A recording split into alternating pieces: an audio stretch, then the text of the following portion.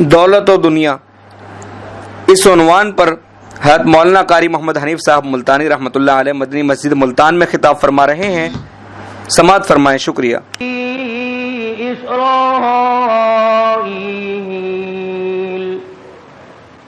اذکروا نعمتی التی انعمت علیکم وَأَوْفُوا بِعَهْدِي أُوفِ بِعَهْدِكُمْ وَإِيَّايَ فَارْهَبُونِ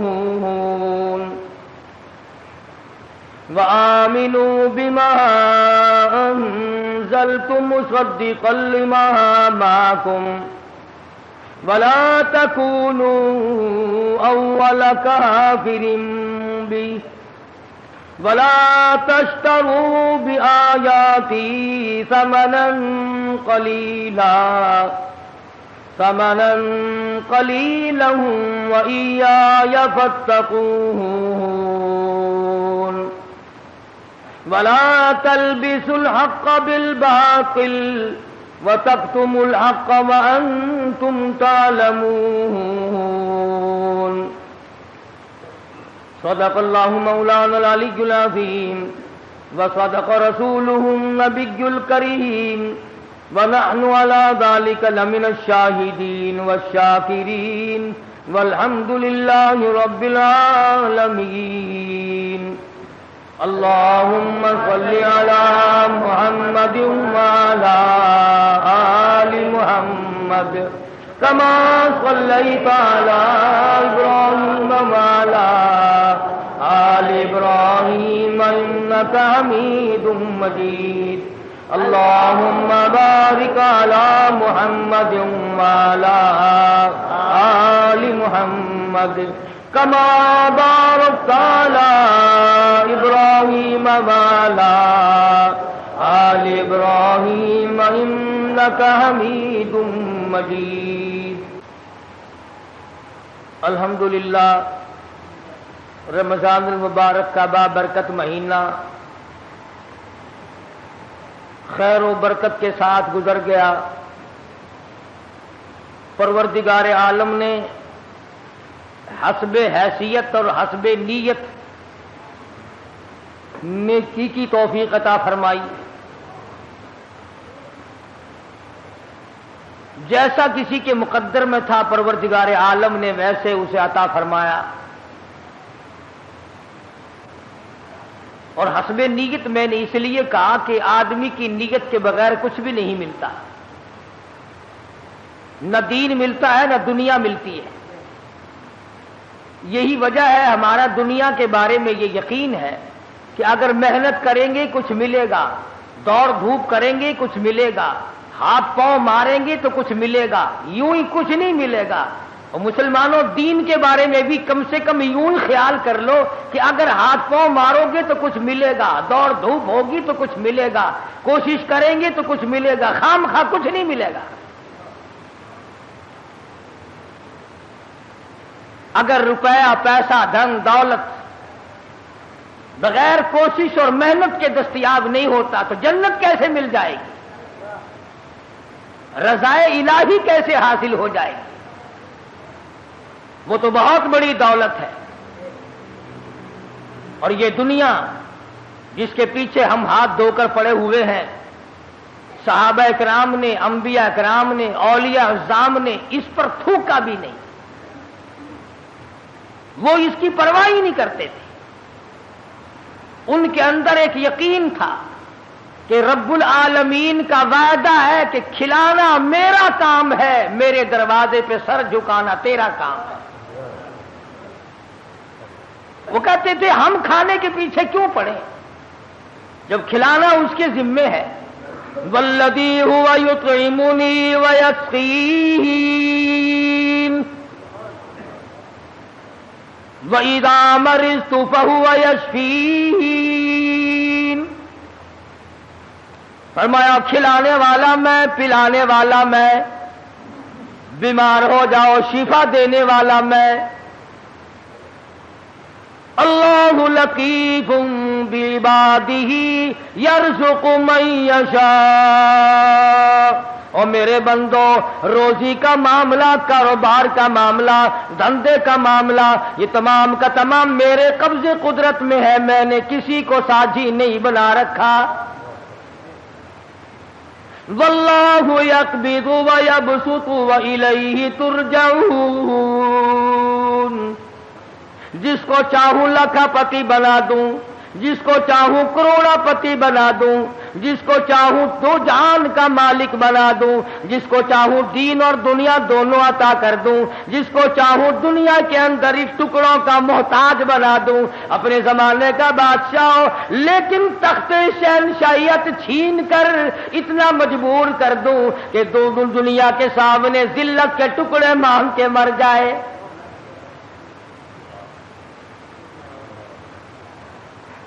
فرمایا کام اللہ میاں کا ہے، لم یحتسب، وہاں سے کھلاؤں گا جہاں کا تجھے کبھی گمان بھی نہ آیا ہوگا، تیرا خیال بھی نہ ہوگا۔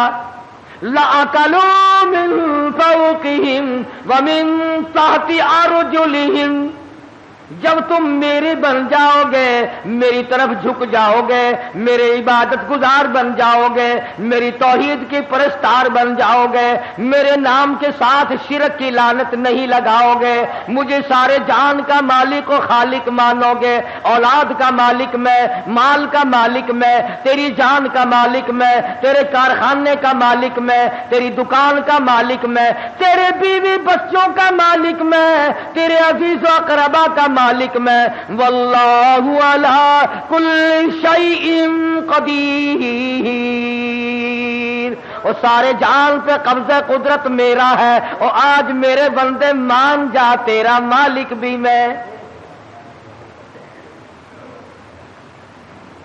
فرمایا کھلانا میری ذمہ داری ہے۔ وفی السماء رزقکم وما توعدون، فرمایا جب تم میرا بن جاتا ہے، لَأَكَلُوا مِن فَوْقِهِمْ وَمِن تَحْتِ أَرْجُلِهِمْ، اوپر سے بھی رزق برساتا ہوں، زمین سے بھی رزق اگاتا ہوں، تجھے کسی طرح کی پریشانی نہیں ہونے دیتا، سارا جہان میں نے تیرے لیے بنایا، کھیتیاں سرسبز ہیں تیری غذا کے واسطے، چاند سورج اور ستارے ہیں ضیاء کے واسطے، سب جہاں تیرے لیے اور تو خدا کے واسطے۔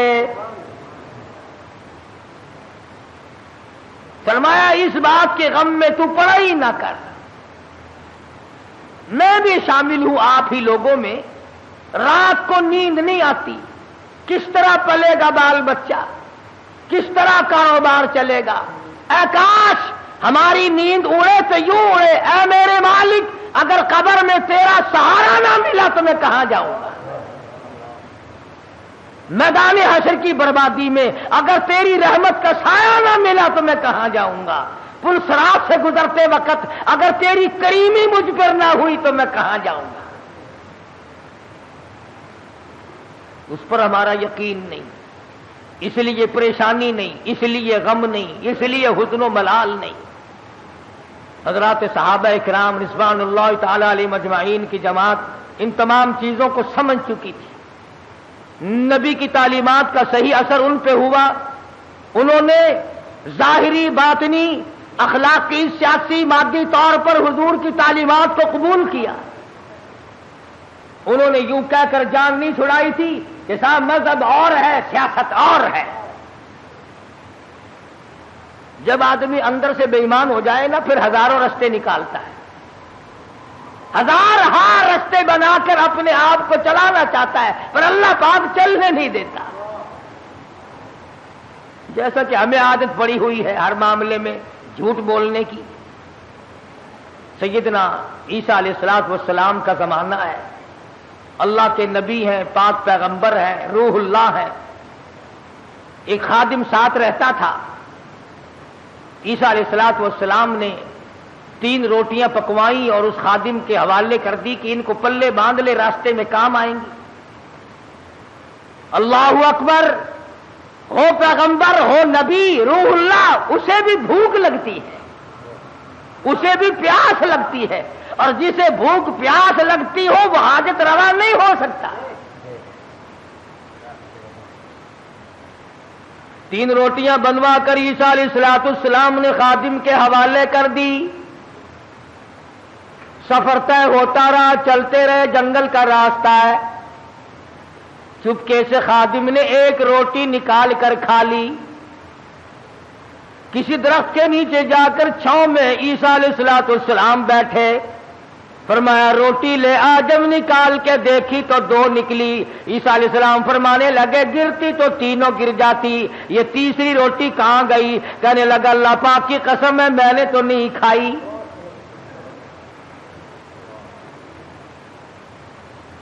جیسے ہمارے یہاں قسم کی کوئی قیمت نہیں, یوں ہی بلا وجہ قسم کھاتے رہتے ہیں ہم لوگ, سانس سانس میں قسم. اور علماء نے لکھا ہے کہ زیادہ قسمیں کھانا بھی جھوٹا ہونے کی علامت ہے. جو ہر عام قسمیں کھاتا ہے اس کو خدا کی قسم سے کیا آر ہے, کیا غیرت ہے اس کو. تو عیسیٰ علیہ السلام سمجھ گئے کہ اس نے جھوٹ بولا ہے, اور جھوٹ بولنے والا اگر میری ساتھ رہا تو کہیں خدا کا مجھ پر عتاب نہ آ جائے. نبی ڈرتا ہے اس بات سے کہ میرے ساتھ جھوٹ بولنے والا نہ رہے, کہیں اس کی وجہ سے اللہ کی ناراضگی نہ آ جائے. کبھی ہم نے بھی سوچا کہ یہ سوسائٹی, یہ مجلس, یہ معاشرہ, یہ ماحول جو ہر وقت جھوٹ کی طرف گامزن ہے, ہم اس سے بچنے کی کوشش کریں؟ کبھی نہیں. کہتے کیا کریں جی, آخر زمانے کی رفتار ہے, زمانے کے حالات کے ساتھ ساتھ چلنا پڑے گا. اگر قیامت میں اللہ پاک نے یہ فرما دیا کہ بھی زمانے کی رفتار ہے, سب کو جہنم میں جانا پڑے گا, پھر کیا ہوگا؟ تو اللہ کے پیغمبر نے معجزہ دکھایا. عیسیٰ علیہ السلام کا ایک معجزہ یہ بھی تھا کہ مٹی کی ڈھیری بنائی اور فرماتے تھے اللہ کے حکم سے سونا بن جا, بس وہ سونا بن جایا کرتا تھا. جب سے یہ واقعہ تفسیر میں نے سنا, کئی مرتبہ میرا دل کرتا ہے اگر کوئی وظیفہ بتا جاتے سونا بنانے کا تو میں بھی پڑھ لیا کرتا, اور تم سارے میرے پاؤں دباتے آ کر کہ سونا بنانے کا وظیفہ ہمیں بھی بتا دیں. صلاۃ الحاجات پوچھنے کوئی نہیں آتا, صلاۃ التسبیح پوچھنے کوئی نہیں آتا, خدا کو منانے والی نماز پوچھنے والا کوئی نہیں آتا, خدا کے نام پر صحیح خیرات کرنے کا مسئلہ پوچھنے کوئی نہیں آتا, زکات دینے کا صحیح مسئلہ پوچھنے کوئی نہیں آتا. اگر میں سونا بنانا سیکھ جاتا تو سارا پاکستان اور بلکہ دوسرے ملکوں کے لوگ بھی الحمدللہ یہاں میرے قدم اور پاؤں پکڑتے.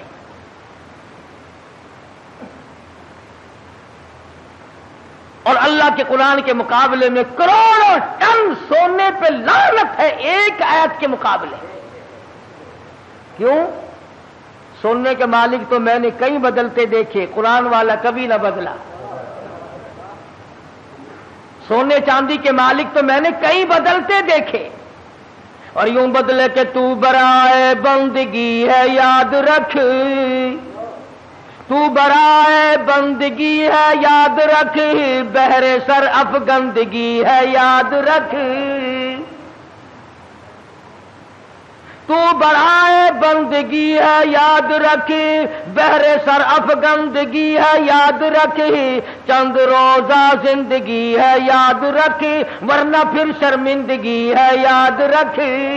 یاد کر لے اس بات کو, یا ان دنوں میں کچھ بنا لے ورنہ ہمیشہ ہمیشہ کے لیے شرمندہ رہے گا.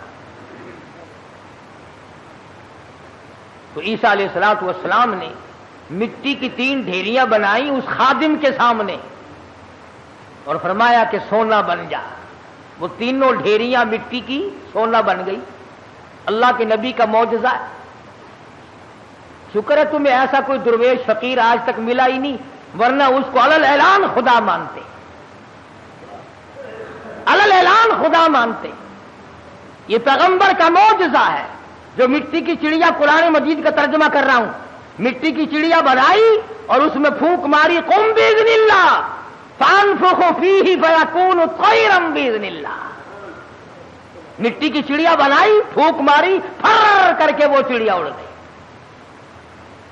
اگر آج کوئی ایسا یوں کرتا ہے نا, میں کہتا ہوں ایک بھی خدا کا نام لینے والا شاید نہ ملتا. کہتے دیکھو پرندے نہیں بنا رہا ہے. تو عیسیٰ علیہ السلام نے مٹی کی ڈھیریاں 3 بنائی اور فرمایا سونا بن جا، وہ سونا بن گیا۔ تو ایک ڈھیری تو عیسیٰ علیہ السلام نے اپنی طرف کو یوں کھسکا لی، سرکا لی کہ یہ تو میری، اور ایک اس کی طرف کو کر دی کہ یہ تیری، اور تیسری کی طرف انگلی کا اشارہ کر کے فرمایا کہ یہ اس کی ہے جس نے تیسری روٹی کھائی۔ یہ سونے کی ڈھیری اس کی ہے جس نے تیسری روٹی کھائی۔ تو کہنے لگا اللہ کی قسم، قرآن کی قسم، میں کھائی ہے۔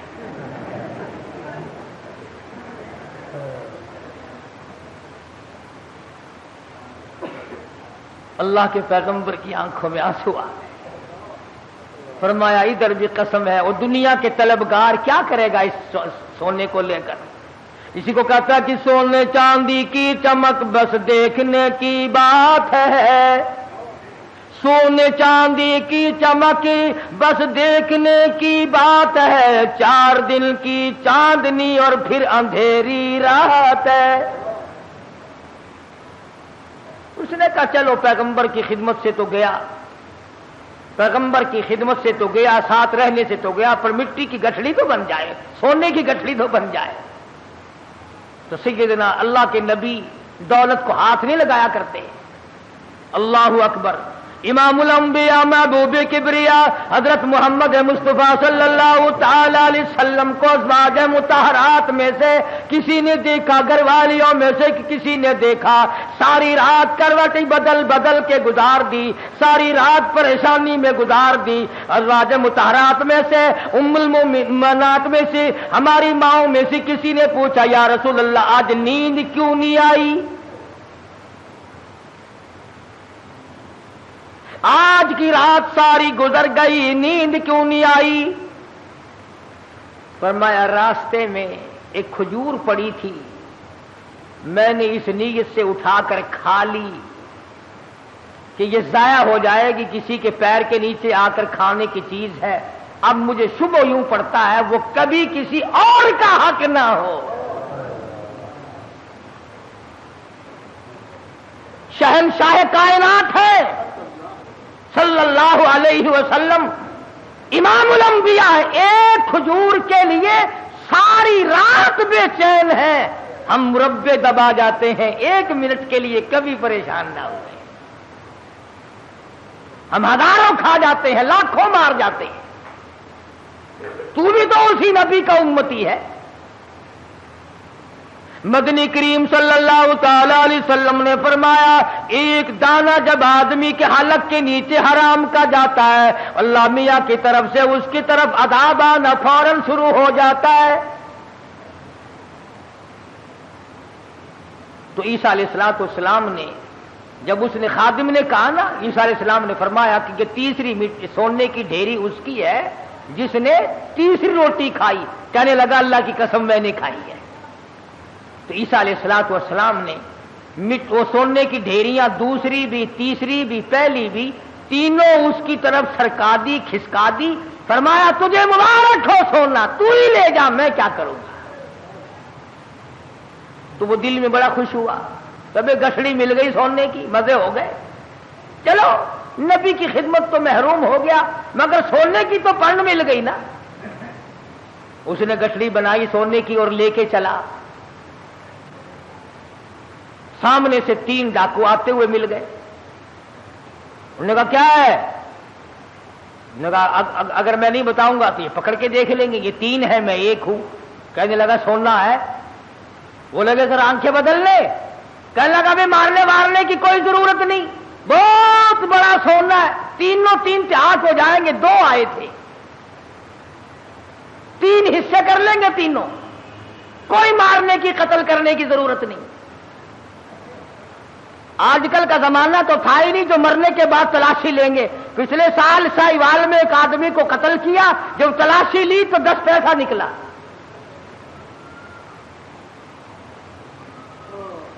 ابھی تم سوچ رہے ہوگے کہ وہ کتنا بڑا بے ایمان آدمی ہوگا جو نبی کا ساتھ چھوڑ گیا، عیسیٰ علیہ السلام کا ساتھ چھوڑنے کی وجہ سے چھوڑ دیا۔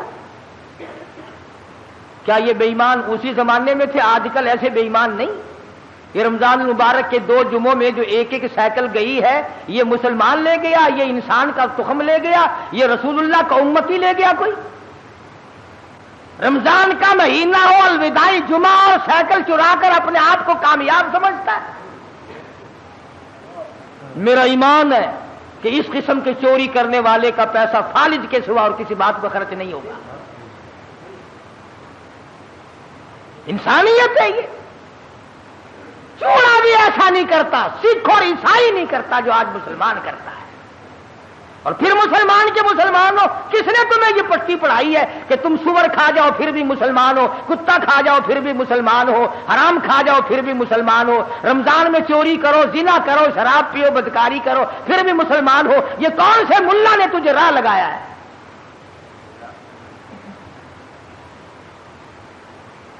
اسی لیے تو ان مولویوں سے لوگ خوش ہیں، بس وہ کہتے ہیں جی کبوتروں کے لیے پیسے دو، میں دانا جا کے ڈالوں گا بیت اللہ کو، ساری عمر شراب پیو، جوا کھیلو، حرام خوری کرو، بس کبوتر دانا کھا کے بیت اللہ کے کنگورے تے بہ کے آنکھ دے گا میں ہوں وہ دانا کھا بیٹھا جڑے ویلے تائی تو انہیں بس کے نہیں، میں تیرے کعبے تو لاندہ نہیں۔ تو خود ٹھگ ہے، اسی لیے بڑے بڑے ٹھگ جو چاروں طرف پھرتے انہی کے قابو آتا ہے۔ 2 آدمیوں کے مطلب کا تو رہ گیا، یا ویزا بنوانے والے کا اور یہاں تیرے باپ کو جنت میں داخل کرانے والا ملا، جو 2 آدمیوں کا ٹھیکہ رہ گیا، سارے ٹھیکے ختم ہو گئے۔ ایمان نہیں ہے، دماغ میں کھوپڑی میں دماغ نہیں ہے، اللہ کے قرآن کا کوئی پتہ نہیں کہ وہ تجھے کیا فیصلہ دیتا ہے۔ وہ کہنے لگا بھی مارنے ڈالنے کی کوئی ضرورت نہیں، سونا بہت ہے، 2 تم ہو 1 میں ہوں، حصے کر لیں گے 3۔ انہوں نے کہا چلو ٹھیک ہے، ہاتھوں سے کھلتے ہو تو دانت نہیں لگانے چاہیے، جب یوں ہی مل رہا ہے تو کیا ضرورت ہے مارنے وارنے کی؟ بھوک تو لگتی، راستے میں چلتے چلتے اتنی بھوک لگی، شہر کے قریب گئے تو ایک کو کہنے لگا جاؤ تو روٹی پکوا کے لا شہر سے۔ 2 ماں کسی درخت کے چھاؤں میں بیٹھ گئے، سو گئے۔ دنیا ساری پر مکر ہے، دنیا ہی نام فتنے کا نام دنیا ہے۔ وہ جو شہر میں روٹی پکوا رہا ہے نا، وہ سوچنے لگا آرام سے سوئے پڑے ہیں چھاؤں میں دھوپ میں پھر رہا ہوں، پریشان ہو رہا ہوں، اپنی تو روٹی کھا لوں، یہاں ان کی روٹیوں میں زہر ملا کے لے جاؤں، کھاتے ہی سو جائیں گے، سارا سونا میرا، ساری دولت میری، تمام کا تمام میرا ہی ہو جائے گا۔ دماغ نے اجازت دے دی، ٹھیک ہے کرو ایسا۔ اپنی روٹی وہاں کھا لی، ان کی روٹیوں میں زہر ملا کے لایا، اور یہ دونوں آپس میں کہنے لگے جنگل میں پڑے ہم، وہ شہر میں فلودہ کھا رہا ہوگا، خدا جانے کیا کیا اڑا رہا ہوگا مزے، بڑا چٹورا ہے، دیر لگا دیے دیکھ لو، کھانے پینے میں مصروف ہے بھائی۔ ایک کہنے لگا میں بتاؤں ترکیب، اس نے کہا کیا کہ آوے نا اب تبا کر کے مارو تلوار، گردن دور جا کے پڑے گی، آپ دونوں ہاتھ دودھ ہو جائیں گے نصف نصف۔ انہوں نے تلوار تیار کر لی، وہ زہر ملا کے لایا، اسی کا نام تو دنیا ہے۔ فرمایا قل متاع الدنیا قلیل والآخرۃ خیر لمن اتقى ولا تظلمون فتیلا۔ دنیا تھوڑے دنوں کا سودا، لا یغرنک تقلب الذین کفروا فی البلاد متاع قلیل۔ دنیا کا دھوکہ تجھے دھوکے میں نہ ڈال دے، دنیا کی زیب و زینت تجھے لپیٹ کے نہ رکھ دے، تجھے آخرت اور دنیا میں خسرت دنیا والآخرہ ذالک هو الخسران المبین، خسارے میں ڈال دے گی تجھے۔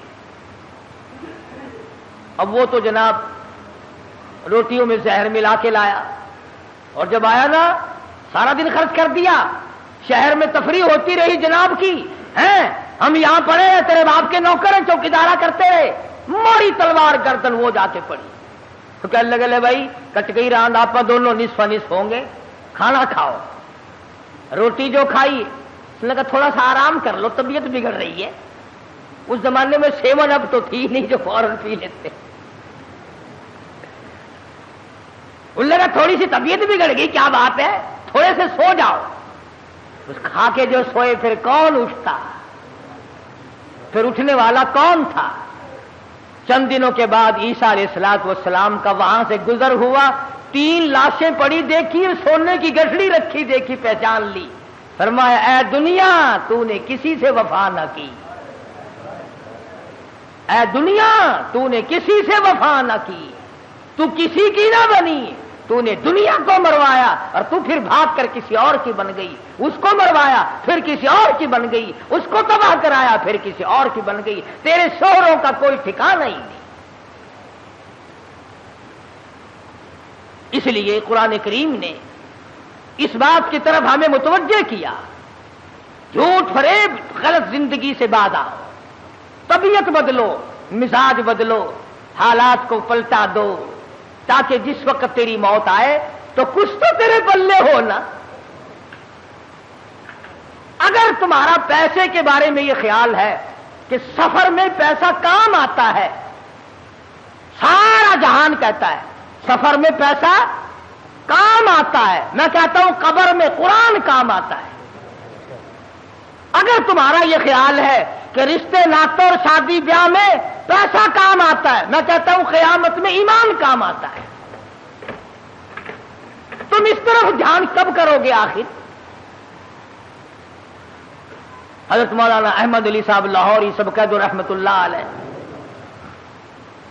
یہ چیزیں اللہ والوں کی جوتیاں سیدھی کیے بغیر نہیں ملتی کہ دنیا کیا چیز ہے اور دین کیا چیز ہے، یہ پہچان نہیں ملتی ہوتی جب تک کسی اللہ والے کی جوتیوں میں آدمی وقت نہ لگائے.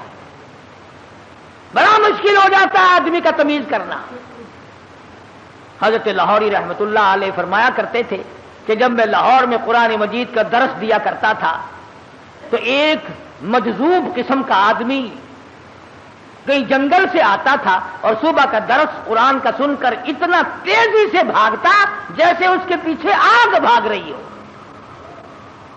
حضرت لاہوری فرماتے میں نے ایک دن اس سے پوچھا کہ آپ اتنے جلدی کیوں بھاگتے ہیں؟ تو یوں فرمایا کہ لاہوری تیرا درس قرآن کا سننے تو اس لیے آتا ہوں کہ فرشتے تیرے درس میں آتے ہیں. تیرا درس سننے تو اس لیے آتا ہوں کہ فرشتے تیرے درس میں آتے ہیں. اور بھاگتا تمام لوگ بتاتے ہیں، مفتی صاحب بھی بتاتے تھے کہ جیسے ہی مجمع میں وہ رومال آیا ساری مسجد خوشبو سے معطر ہو گئی.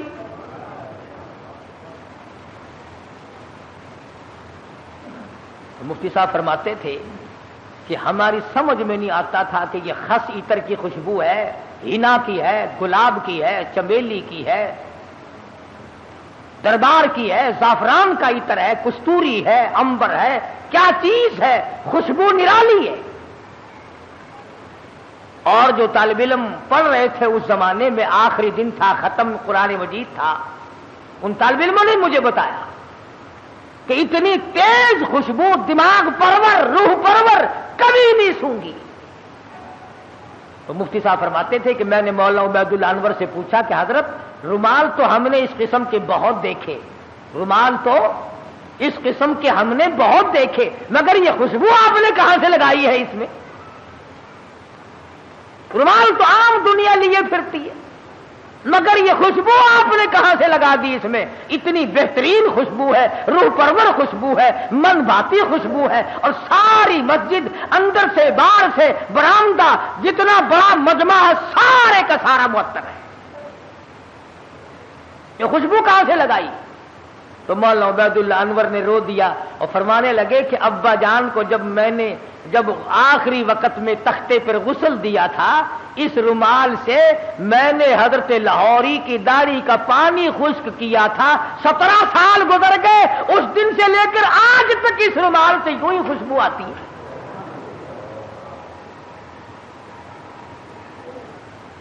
سترہ سال کے بعد بھی کپڑے سے یوں ہی خوشبو آتی ہے. کئی لوگ ہمیں کہہ دیتے ہیں یہ قاری حنیف تو ولیوں کو نہیں مانتا. لو دیکھو میں تو ولیوں کی داڑھی کے اندر سے اتنی خوشبو مانتا ہوں کہ جو دنیا میں نہیں ملتی.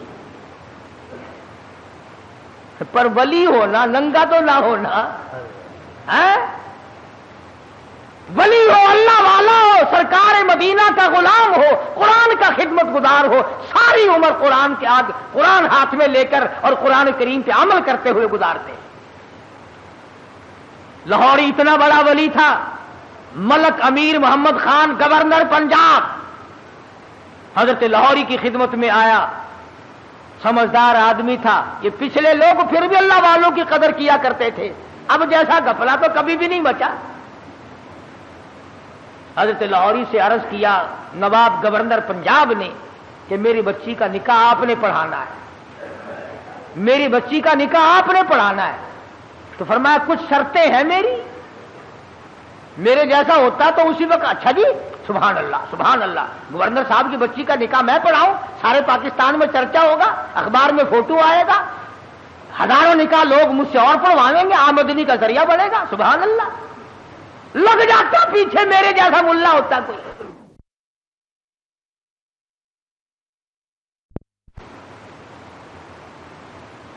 گورنر صاحب کا پونجڑا پکڑ کے پچھل پکڑ کے پیچھے پیچھے لگ جاتا, مگر وہ لاہوری تھا, دنیا پہ تھوکتا نہ تھا.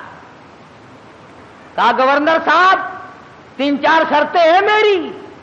پہلی شرط تو یہ ہے کہ تمہارا وہ جو آئلی قوانین کا فارم ہے میں اس پہ دستخط نہیں کروں گا, اور دوسری شرط یہ ہے کہ ایک ٹیڈی نہیں لوں گا, اور تیسری شرط یہ ہے کہ اس مجمع میں عورت نہ ہو, اور چوتھی شرط یہ ہے کہ 10 منٹ سے زیادہ نہیں ٹھہروں گا. جس کے دل میں قدر ہوتی ہے وہ ساری شرطیں ماننا کرتا ہے. کہنے لگا بالکل ٹھیک ہے, 10 شرطیں اور بتاؤ, ساری مانوں گا, لیکن نکاح آپ سے پڑھوانا ہے, نکاح آپ سے پڑھوانا ہے. آج کل نکاحوں کا بھی کیا معاملہ ہے. میں بیری والی میں خطیب تھا, اس محلے میں ایک شادی ہوئی تو نکاح کے لیے مجھے بلایا. برات آئی تھی لاہور سے, سارے یہ پتلونوں والے تھے, کھینچے کھچائے, جیسے گھوڑے کا ساتھ نہیں کھینچا رہتا ٹانگے والے گھوڑے کا, بالکل کسا ہوا ساتھ. اب کھڑے سارے, مجھے بیچ میں کھڑا کر لیا. انہوں نے کہا ہاں جی پڑھو نکاح. میں نے کھڑے کھڑے کہ ہاں اور کیا. میں نے کہا یارو ایسا نکاح سیکھا ہی نہیں جو کھڑے کھڑے پڑھا دوں.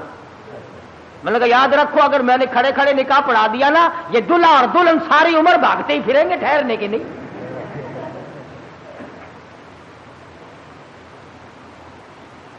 میں نے کہا میری جگہ تو بناؤ بیٹھنے کی. کہنے لگا جی تنگی تھی اس لیے کھڑے ہونے کا انتظام کر دیا, یہ کھانا بھی کھڑے ہو کے کھایا ہے, نکاح بھی کھڑے کھڑے ہو جائے. بولا کہ میں تو ڈرتا ہوں تم سارے ہی کام کھڑے کھڑے نہ کر شروع کر دینا, پھر تو کام چلے گا ہی نہیں, کوئی اعتبار نہیں تمہارا. آخر بڑی مشکل سے میرے بیٹھنے کی جگہ بنائی. کہنے لگا جی دلہا تو کھڑا رہا. ارے میں نے کہا نکاح تو اسی کا ہے نا, یہ نکاح ہی میں کھڑا ہوا پڑھا دوں گا, کھڑا ہوا نکاح پڑھا دوں گا. پھر اور بڑی مشکل سے یوں پیر پھیلا کر, جیسے کتا نہیں بیٹھتا اس نے یوں پیر پھیلائے, پیچھے سے پڑاخ کر کے پتلون پھٹ گئی.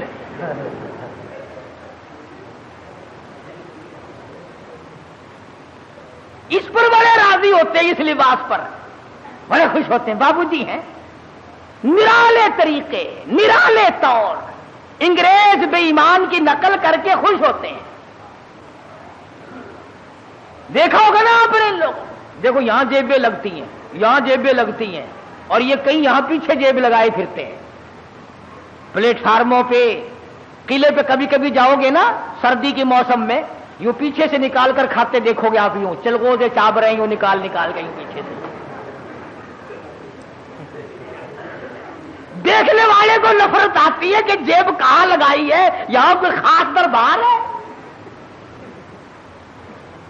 نوٹ بھی یہیں سے نکال کے دیتے ہیں. پچھلے دنوں میں پشاور جانے لگا تو وہ ٹکٹ اوکے کہتے ہیں, ٹکٹ اوکے کراتے ہیں نا, تو چانس کے لیے ایک بابو جی کھڑے تھے. اس نے کہا اچھا جی پیسے نکال لو آپ کو ٹکٹ. میں بالکل ملا ہوا کھڑا تھا نا, وہ یوں جھکا. میں نے کہا شاید کوئی نیچے کاغذ گر گیا. میں کھڑا تھا اس کے دائیں طرف, نیچے جھک کر یوں پیچھے کو ہاتھ کیا. میں نے کہا لو بدبخت پیچھے سے نکال لے گا پیسے. یہ کیا تہذیب. تو گورنر پنجاب نے, اللہ اس کی مغفرت فرمائے, ہم سب گناہگار ہیں. بہرحال جب تک ملک امیر گورنر پنجاب کا رہا, گورنر ہاؤس میں عورت قدم نہ رکھ سکی. عورت ذات قدم نہ رکھ سکی، اور جب یہ اللے تڑلے آئے پھر یہ عورت کے بغیر لیٹرین میں بھی نہ گئے۔ میں عرض کر رہا تھا، بات کسی اور طرف چلی گئی کہ حضرت لاہوری رحمت اللہ علیہ نے ایسے وقت میں بھی وہ بادشاہوں کے سامنے، وہ گورنروں کے سامنے، وہ طالب علم اور فقیروں کے سامنے یکساں ولی تھے، بدلہ نہیں کرتے تھے۔ چنانچہ وہی شرطیں پوری ہوئی اور حضرت نے جا کے نکاح پڑھا دیا۔ تو مولانا عبید اللہ انور فرماتے تھے کہ ابا جان کو جب غسل دیا گیا تو آخری وقت میں نے اس رومال سے داڑھی صاف کی تھی، 17 سال گزر گئے، ہمیں آج تک عطر خریدنے کی ضرورت نہیں پڑی۔ اور قبر کی مٹی سے بھی خوشبو آئی۔ لوگوں نے کہا کسی مرید نے سینٹ پھینک دیا ہوگا، لیبارٹری والوں کو مٹی دی گئی، انہوں نے ریسرچ کی، تحقیق کی، تفتیش کی اور رپورٹ یہ دی، یہ وہ خوشبو ہے جس کا دنیا میں وجود ہی نہیں۔ اس لیے میں نے یہ آیتیں آپ کے سامنے رکھی کہ کتنا ربنا ربنا آدمی کرتا ہے، مگر اس وقت کے ربنا سے کچھ نہیں بنے گا۔ اب کی یا ربی سے بہت کچھ بن سکتا ہے۔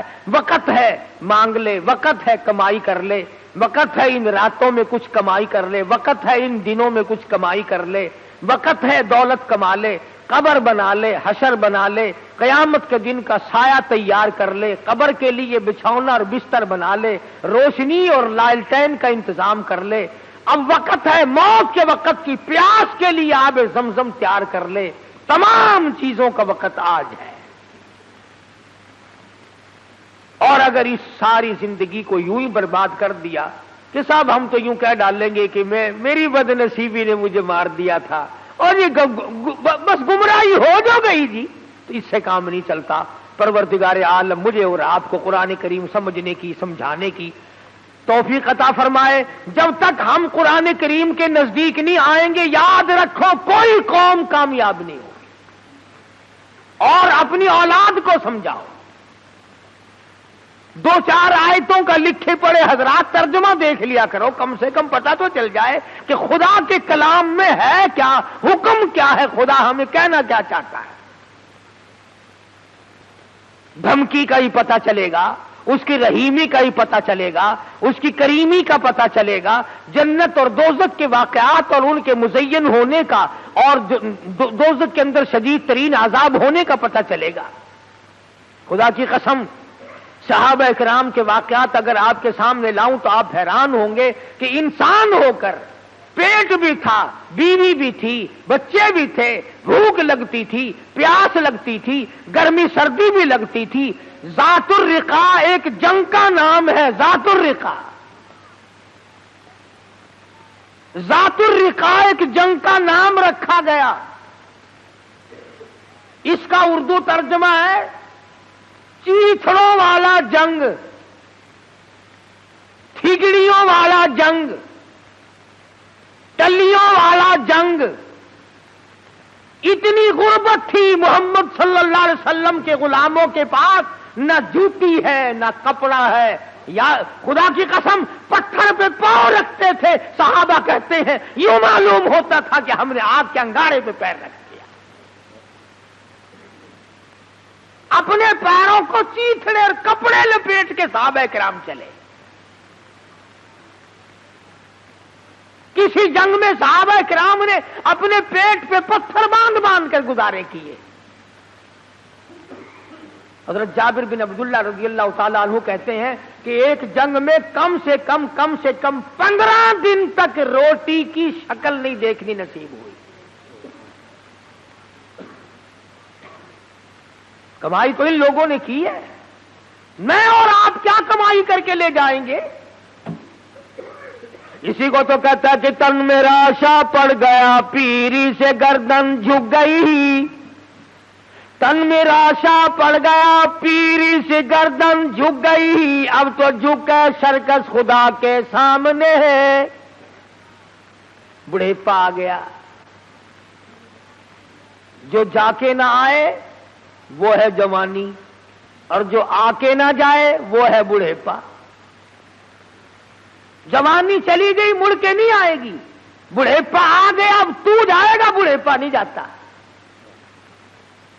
بڑھےپا نہیں جائے گا، تو جائے گا۔ اب قبر آئے گی اور کچھ نہیں آئے گا، نہ بچپن آئے گا، نہ جوانی آئے گی، نہ شباب آئے گا، نہ وہ حسن و جمال آئے گا، نہ وہ خیالات آئیں گے، اب تو قبر آئے گی، قبر۔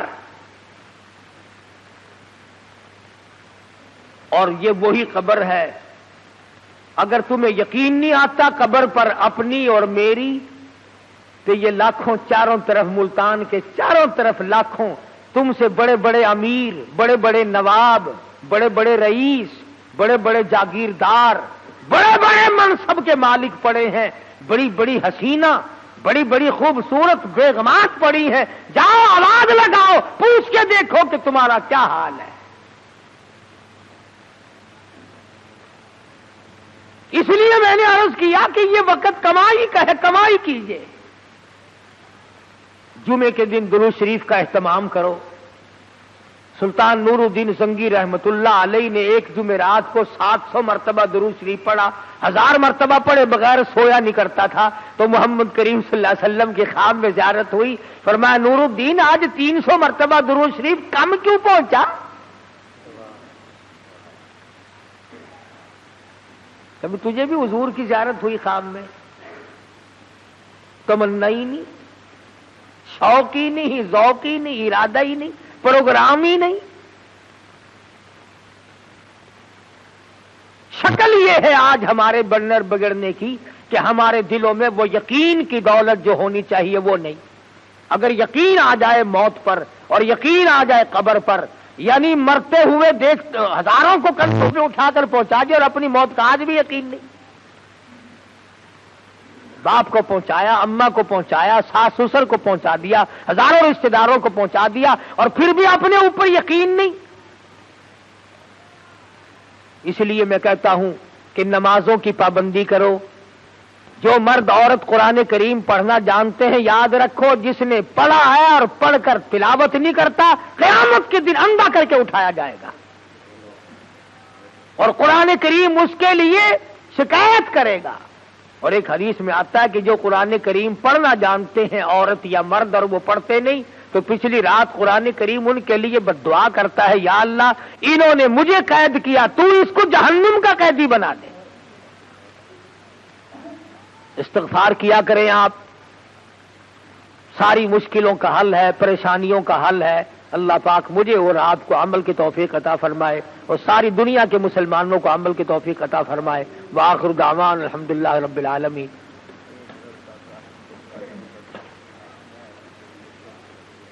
اللہم صلی وسلم وبارک علی سیدنا مولانا محمد النبی الامی الہاشمی وعلی آلہ واصحابہ برۃ الکرام۔ الہ العالمین ہم سب کی بگڑی بنا دے، یا الہ العالمین سب کی پریشانیوں کو دور فرما، یا اللہ سب بیماروں کو شفا عطا فرما، الہ العالمین سب کے کاروبار میں برکت عطا فرما، یا اللہ ہم سب کی جان، مال، عزت، آبرو، ایمان کو اپنی حفاظت میں جگہ عطا فرما، اپنی پناہ میں جگہ عطا فرما۔ الہ العالمین جتنے مرد عورت جھولی پھیلائے بیٹھے ہیں، میں نہیں جانتا ان کی کیا کیا آرزویں اور تمنا ہے، یا اللہ تیرے خزانے میں کوئی کمی نہیں، تو سب کی جھولیاں بھر دے۔ الہ العالمین یہ ہمارے ساتھی ہیں، کوئی قاسم پور سے بچہ دوڑ گیا ہے، اللہ پاک اس کو خیریت کے ساتھ گھر واپس پہنچا دے۔ کئی ساتھیوں نے دعاؤں کے لیے کہا ہے، کوئی بس کا کاروبار کرتا ہے، کوئی دکان کا کام کرتا ہے، یا اللہ سب کے کاروبار میں برکت عطا فرما۔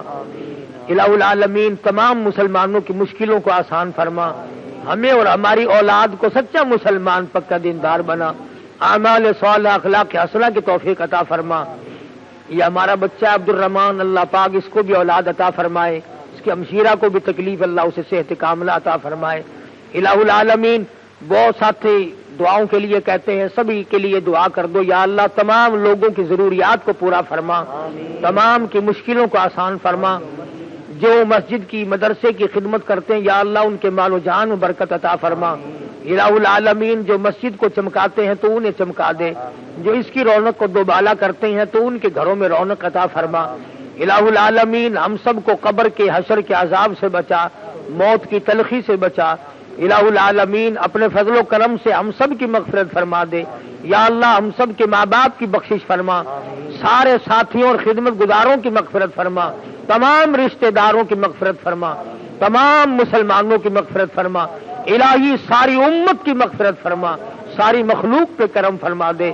الہ العالمین تمام دنیا کے مسلمانوں کی جان مال عزت آبرو اور ایمان کی حفاظت فرما۔